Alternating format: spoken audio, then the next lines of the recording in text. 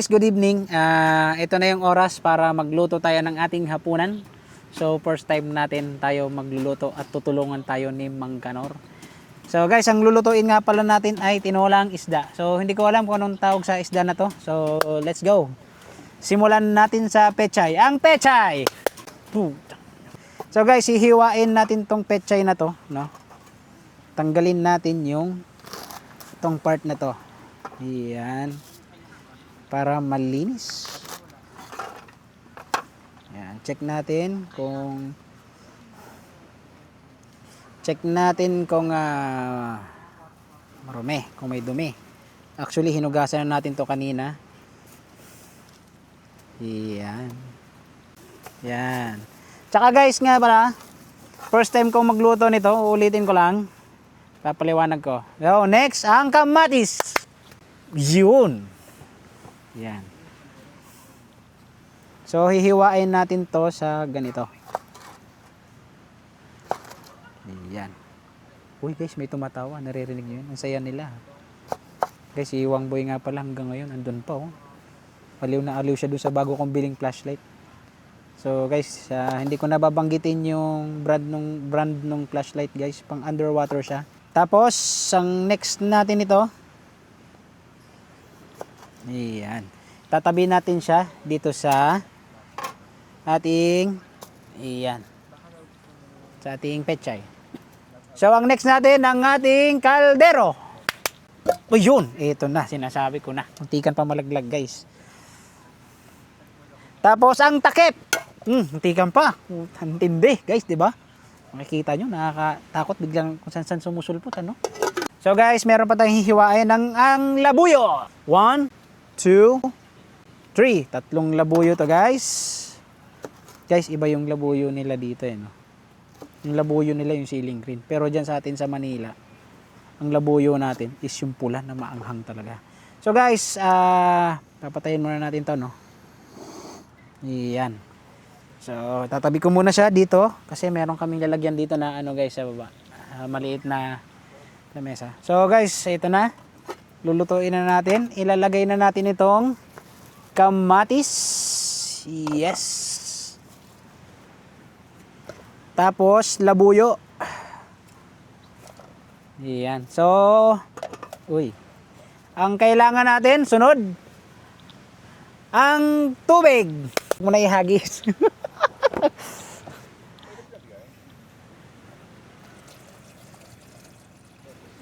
Dadamihan ko ng sabaw, guys, para ano.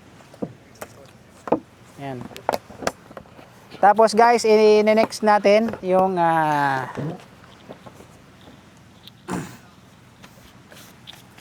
guys, pasensya na, basa pa ako kasi talagang nakakita kami guys ng ano, jellyfish na malaki. Sus, grabe guys, ang laki, color blue.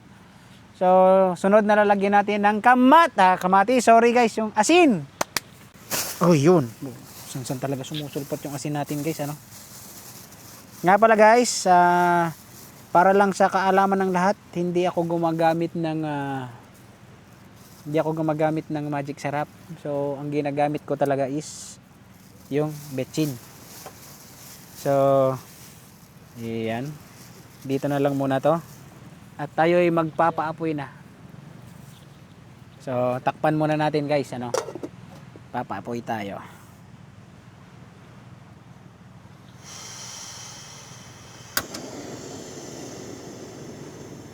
So guys, antay lang tayo ng ilang minuto hanggang sa kumulo. Tapos, ilalagay na natin yung isda natin.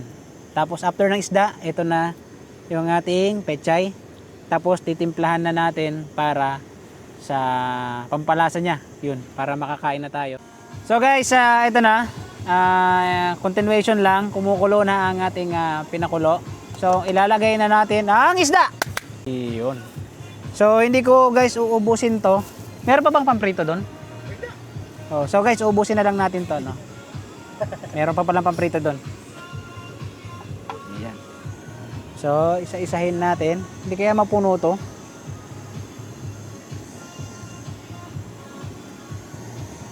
Ang daming isda, guys. Talaga namang nasa dagat talaga kami kasi ang daming isda. So, syempre ito, ilalagay muna natin dito. Yan, may lamesa kami rito guys na maliit. Yan. So, tatakpan natin. Pakuloyin lang ulit natin guys, tapos ilalagay na natin ng ating pechay. So, ayan guys, kumukulo na ang ating ulam. So, titimplahan na natin. Ayan.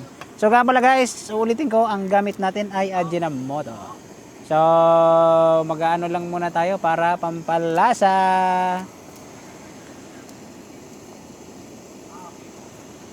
Ayan. Tapos, tikman natin guys kung solid na ba. Guys, pasensya na, mababa yung upuan ko eh.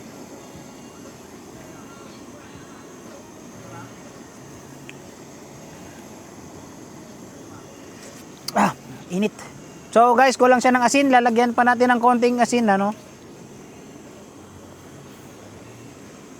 Medyo matabang pa siya. So at least, 'di ba? Mahirap naman guys kung ilagay natin tubig dagat.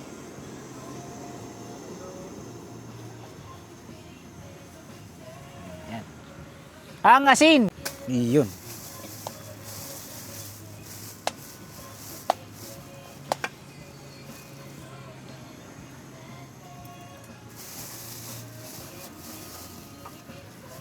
So, dito na lang muna to.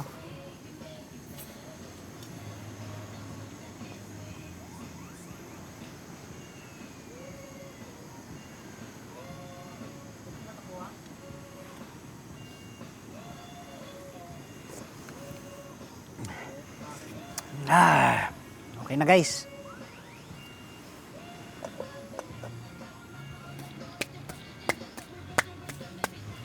So guys, may lasa na siya, no? So, antay lang tayo ng konti para ilagay na natin ang ating pechay. So guys, tayo ay maghihiwa na ng kalamansi dahil malapit na siya maluto. 4 minutes na lang. So, ang kalamansi. Yun, 1, 2, 3, 4, 5, 6, 7, 8, 9. So guys, 9 na kalamansi ang ating hihiwain. Ayan ano. So, ayan. Gaganyan lang natin guys. Guys, alam nyo naman kung saan natin kinukuha yung ganitong style, di ba? Siyempre, sa idol natin. So, idolin, gagawin ba natin to kung hindi natin idol yun? Natural, gagayahin natin. Idol natin yun eh. So guys, may background tayo. Nagpapatugtog kasi sila Michael. So guys, nga pala mamaya magbabanlaw na tayo. Hindi na ako maliligo. Malamig na, nakangin dito. Sa kabila kanina, sa side natin doon, walang hangin. So medyo mainit. So ngayon, lumipat kami rito kasi wala nang tao. Tapos pagdating namin, ang hangin, ang lakas ng hangin. So malamig to mamaya pag matutulog na kami. So guys, ilagay na natin ang ating pechay. So let's go. Ayan, ayan. So guys, mababa yung upuan. Tapos pag kumulo na yan, lalagyan na natin ang ating kalamansi. Konting kulo lang guys. Nga pala, no, share ko lang guys. Pangalawang beses na namin dito sa Canigao. Ayan. So, ito yung first time namin na mag-overnight dito, no. So, kasi dati guys, alam nyo naman yung mga vlog natin dati. Pupunta lang sa isang lugar tapos uuwi kami ng hapon. So, dahil tinry natin mag-camping, ito yung ginagawa natin ngayon, nag-overnight tayo. So, para makita rin natin kung ano yung pakiramdam pag nag-overnight sa ganito. Pero sa totoo lang guys, takot ako mag-overnight sa ganitong mga isla-isla. Kasi merong isang lugar na hindi ko nasasabihin. Pag umaga, mababa yung tubig guys. Pero habang pahapon ng pahapon at umabot ng gabi, tumataas yung tubig. So, meron akong narinig na isang balita na pagdating nung gabi, lumulubog yung isla na yun. So, pag nag-camping kami doon, paano yun? Lulutang kami. So, delikado. Yun yung iniisip ko, number 1. Tapos ito nga, nag-camping na kami. So tinry namin.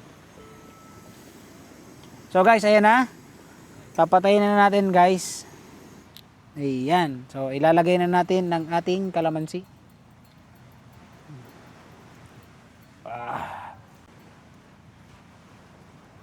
So guys, ito na.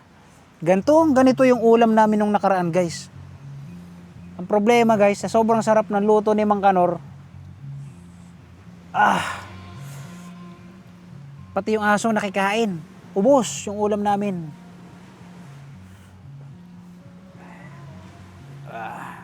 Hindi na namin napakinabangan guys, kinabukasan ng umaga.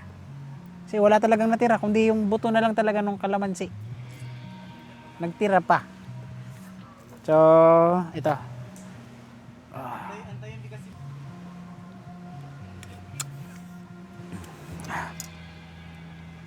Kulang pa ng kaunti guys. Uy.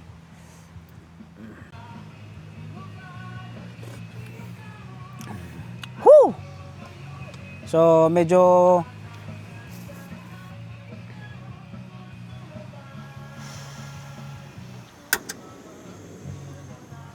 So, para sa akin guys, nakulangan pa ako sa asin. So, lagyan lang natin ng konti. Ayan. So, ililigpit na natin to. At after this, turn naman ni Mang Kanor para magprito ng isda. So, alam mo naman yon, hindi yun nagpapablog. Ayaw niya magpakita dahil baka daw sumikat siya. So, guys,